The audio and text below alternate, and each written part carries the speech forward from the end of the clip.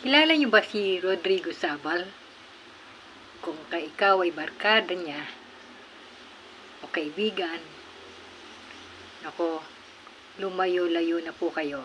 Kasi ganito ang nangyari. Naglalagay ng magpapalagay ako ng CCTV sa isang security ng barangay. Sabi ba naman, maraming tao sinabi, magpaalam ka sa may-ari. Nagpapatawa po o nasisiraan na ng ulo. Ilang beses na siyang pumasok doon sa bahay namin. Tapos sasabi magpaalam ako sa may-ari. Isa ako sa may-ari ng bahay. Nataon lang na nandito ako sa kabila nakatira sa aking anak. Yun po ang matandang bahay namin. Magpaalam daw ako sa may-ari. Ako ang may-ari. Isa sa may-ari ng bahay. So, baka masiraan din po kayo kung barkada nyo o kaibigan nyo.